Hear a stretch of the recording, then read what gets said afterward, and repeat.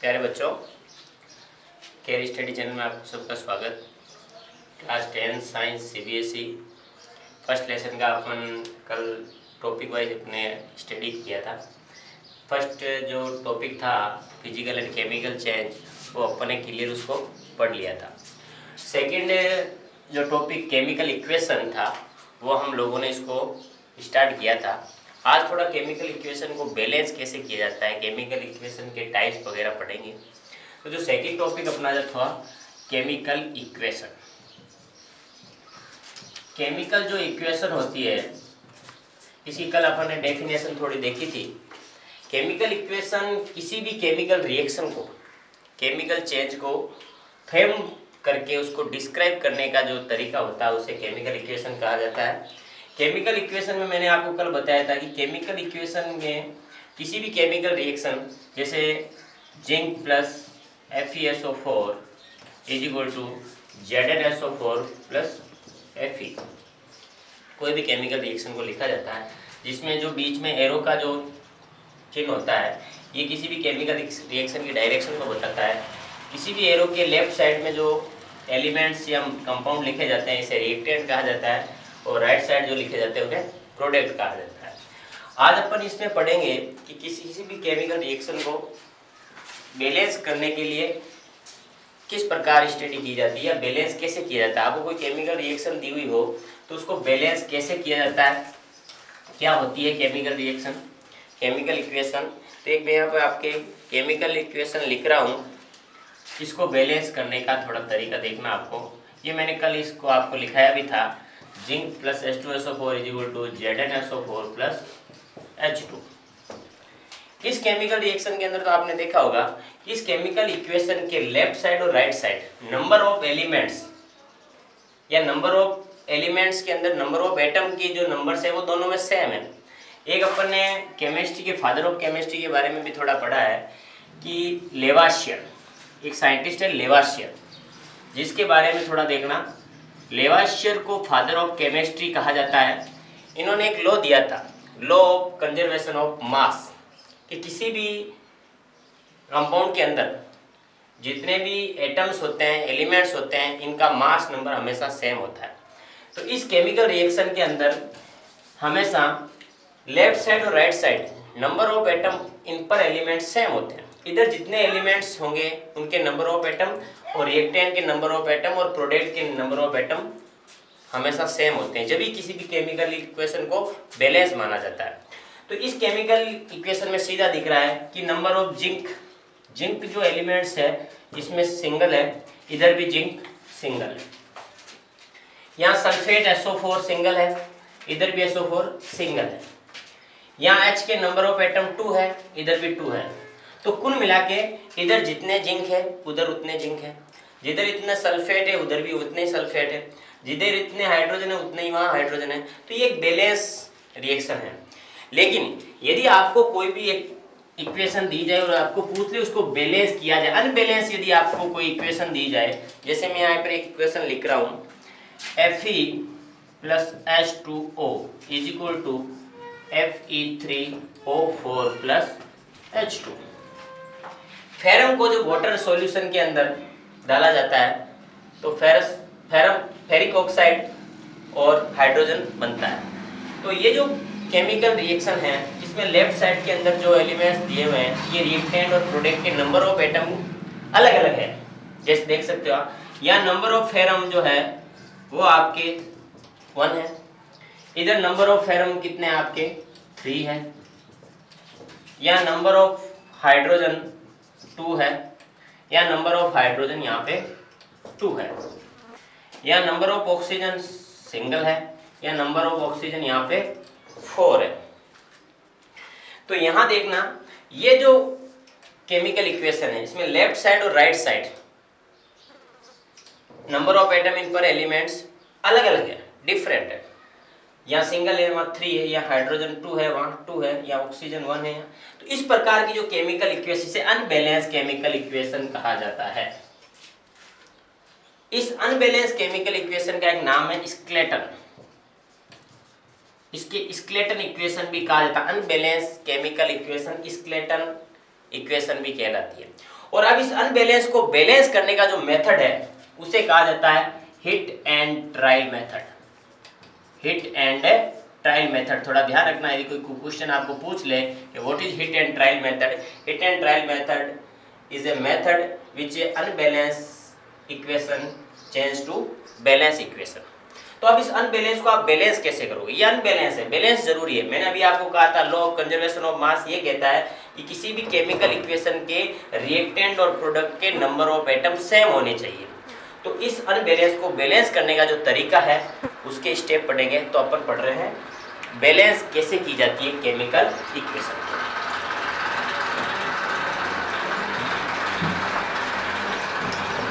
मैंने आपको बताया है कि अनबैलेंस इक्वेशन को कहा जाता है स्केलेटल केमिकल इक्वेशन, और इसको बैलेंस करने का जो तरीका उसे बोलते हैं hit and trial method. 7 step होंगे, ध्यान रखना।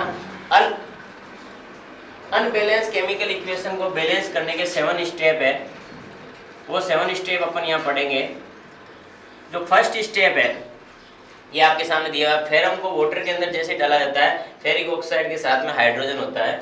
तो फर्स्ट स्टेप, किसी भी इक्वेशन के लेफ्ट साइड और राइट साइड जो रिएक्टेंट एंड प्रोडक्ट नंबर है इनको ड्रॉ करके एक बॉक्स के अंदर ड्रॉ कर दिया जाता है। जैसे आपने इन एलिमेंट्स को बॉक्स के अंदर ड्रॉ कर दिया कि रिएक्टेंट फेरम कंप्लीट आ गया, वाटर मॉलिक्यूल अलग है, फेरिक ऑक्साइड अलग है और हाइड्रोजन मॉलिक्यूल अलग है। तो ये आपका फर्स्ट स्टेप ये कहता है कि आप रिएक्शन के अंदर जितने भी कंपाउंड दिए हुए हैं, मॉलिक्यूल दिए हुए हैं, उनको आप बॉक्स के अंदर ड्रॉ कर लिया जाए। तो first step complete. Second step ये कहता है, 7 स्टेप आ जाते हैं बैलेंस इक्वेशन के अंदर।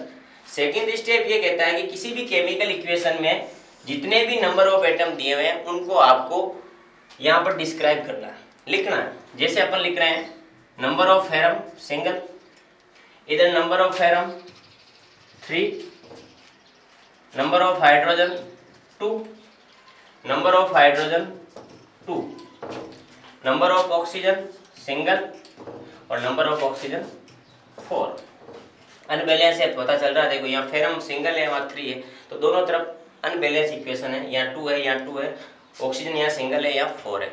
इस अनबैलेंस इक्वेशन को अपन ने लिख लिया। तो सेकंड स्टेप भी कंप्लीट हो गया। First step box, draw the box. Second step number of element लिख लो आप, right number of element, describe.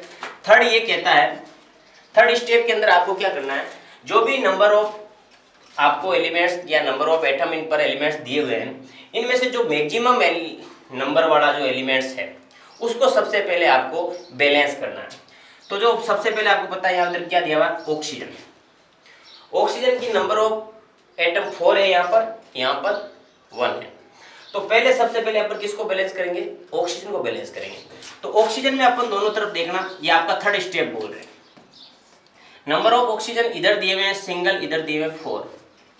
तो आप इस नंबर ऑफ ऑक्सीजन को जैसे ही बैलेंस करना है तो इधर भी नंबर ऑफ ऑक्सीजन कितने होने चाहिए, 4 होने चाहिए। तो अपन क्या करेंगे, इसको 4 करने का एक ही तरीका है कि आप यहाँ नीचे तो 4 नहीं लिख सकते, क्योंकि बॉक्स के बाहर कोई चीज लिख सकते हैं, बॉक्स के अंदर कुछ भी नहीं लिखना। आप इस H2O को यहाँ पर 4 लिख दिया जैसे, तो नंबर ऑफ ऑक्सीजन कितने हो जाएंगे, 4 हो जाएंगे। इधर भी 4, तो आपका ऑक्सीजन क्या हो जाएगा, यहाँ H2O के साथ ऑक्सीजन है, यहाँ Fe3 के साथ ऑक्सीजन है। तो अपन ने क्या किया, इस बॉक्स के आगे क्या लिख दिया, 4 लिख दिया। तो यहाँ पर अपन ने क्या किया, Fe था प्लस यहाँ कर दिया 4, और जैसे ही 4 किया ऑक्सीजन की संख्या कितनी हो गई, 4 हो गई। तो नंबर ऑफ ऑक्सीजन सेम हो गए, तो आपका ऑक्सीजन का काम क्लियर हो गया। तो आपका तीसरा स्टेप कंप्लीट हो चुका। अब फोर्थ स्टेप देखते हैं। जैसे ही आपने ऑक्सीजन को यहाँ पे 4 किया, या हाइड्रोजन के नंबर भी क्या हो गए, चेंज हो गए।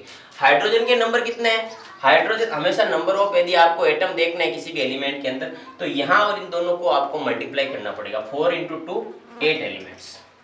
तो हाइड्रोजन कितने एलिमेंट्स हो गए इसमें, number of atom in hydrogen elements 8, इधर कितने हैं आपके हाइड्रोजन 2। तो सेकेंड आपके पास मैक्सिमम एलिमेंट्स किसमें, हाइड्रोजन के पास। तो अपन हाइड्रोजन को अब यहाँ बैलेंस करेंगे फोर्थ स्टेप के अंदर। यहाँ हाइड्रोजन आपके पास 8 हो चुके हैं, तो आपको इसको भी 8 करना है। तो आप क्या करोगे, इसके आगे 4 लगा दो। ये भी कितने हो गए, 8 हो गए, 4 × 2 8।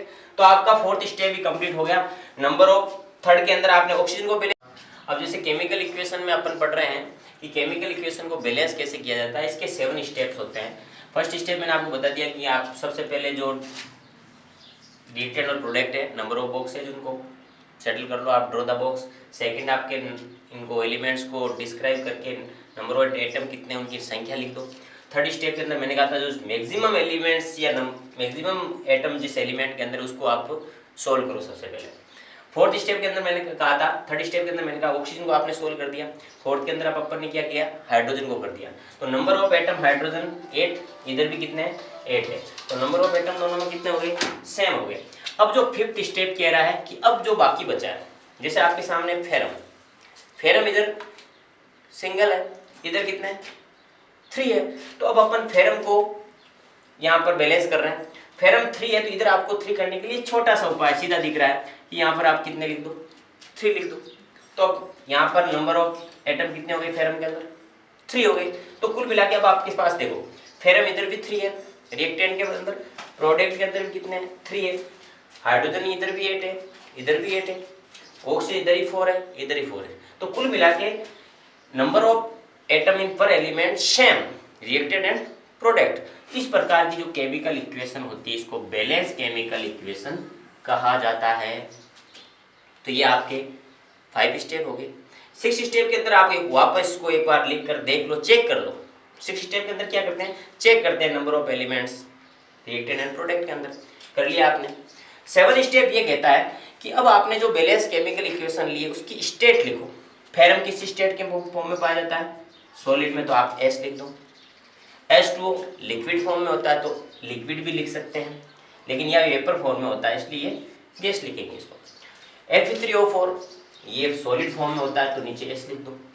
हाइड्रोजन गैस फॉर्म में होता है तो G लिख दो।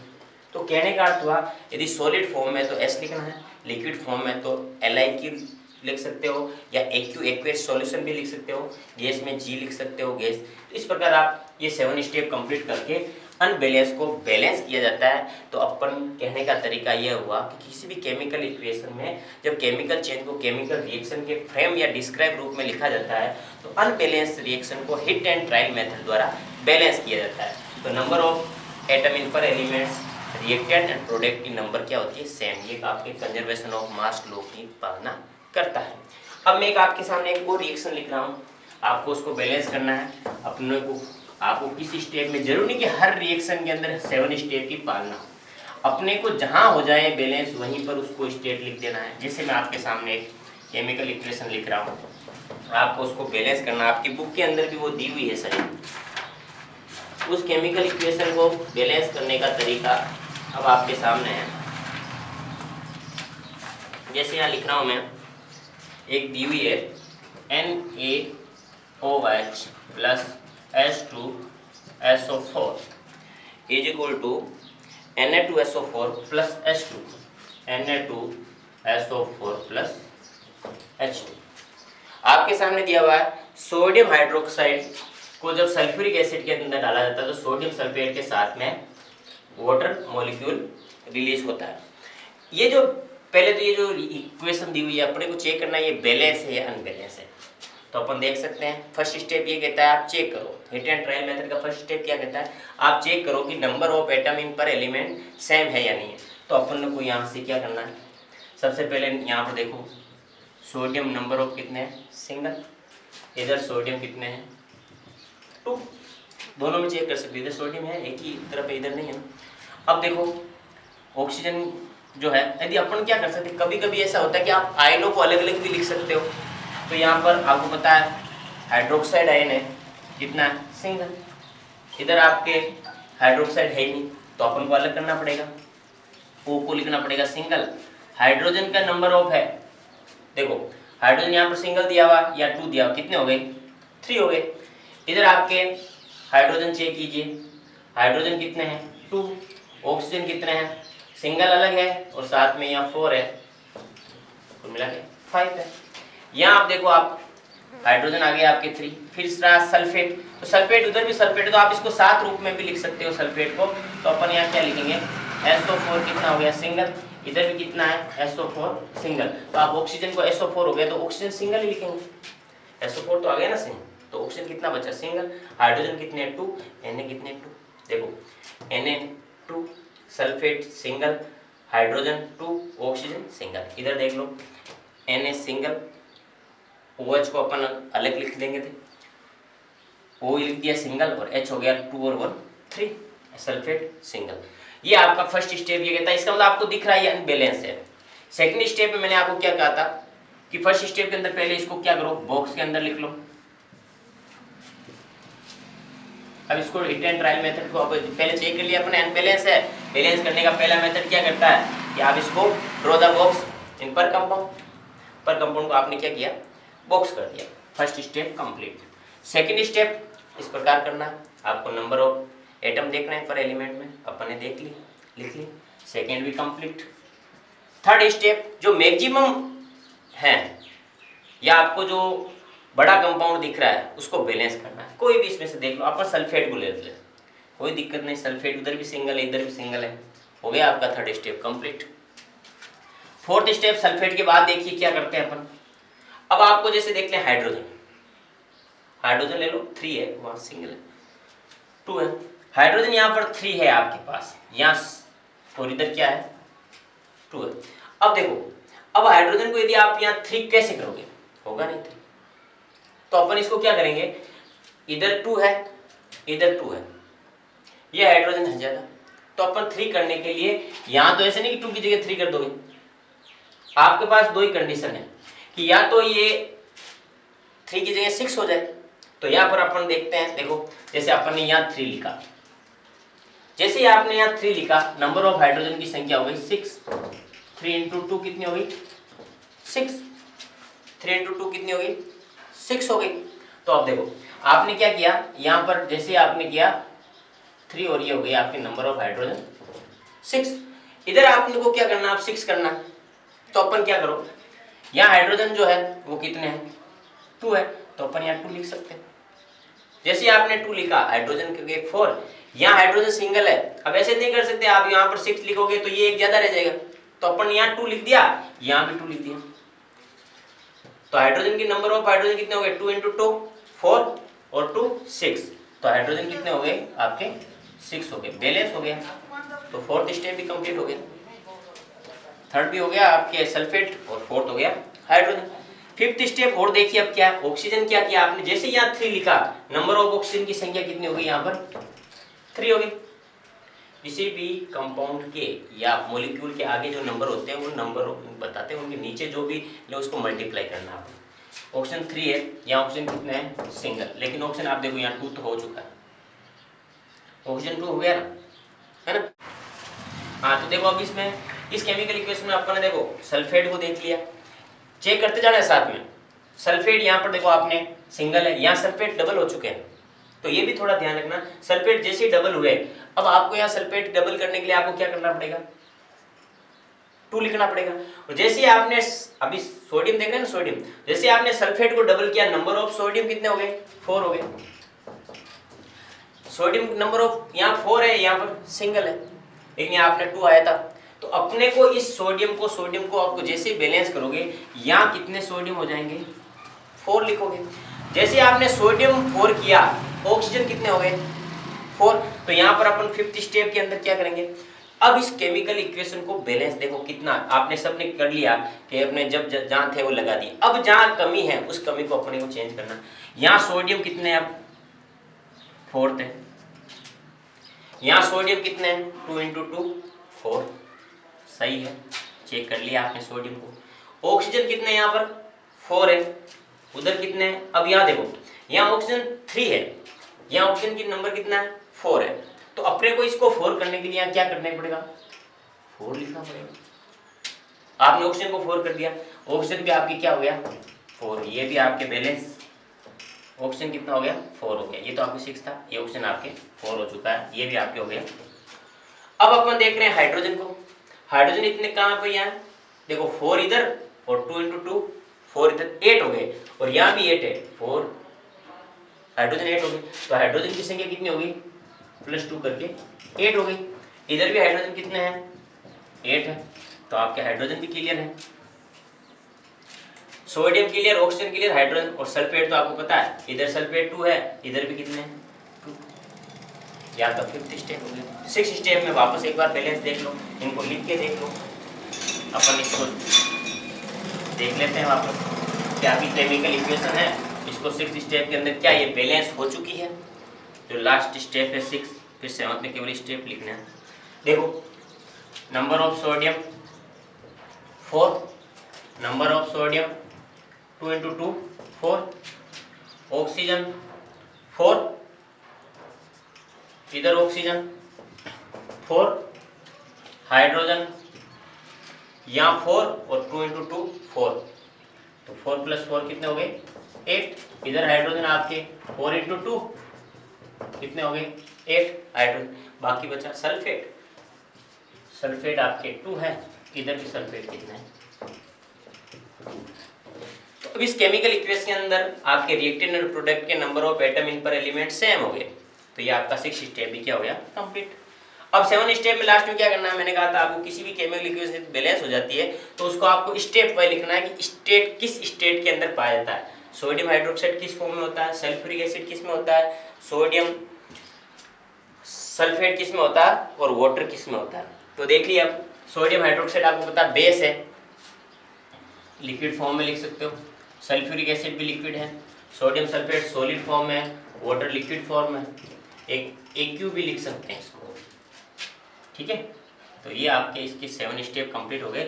इस प्रकार अपन ने अनबैलेंस को बैलेंस कर लिया। अब आपके जो फर्स्ट लेसन है उसमें जो लास्ट में जो क्वेश्चन दिए हुए हैं उसमें एक बड़ा क्वेश्चन दिया हुआ, कुछ रिएक्शनें दी हुई है अनबैलेंस, उसको आपको बैलेंस करना है। इसी हिट एंड ट्रायल मेथड से आप 7 स्टेप लगाकर इनको कंप्लीट रूप से कर ले। इसके अलावा कुछ यदि आपको प्रॉब्लम आती है तो आप फ़ोन करके या इनको चेक कर सकते हैं।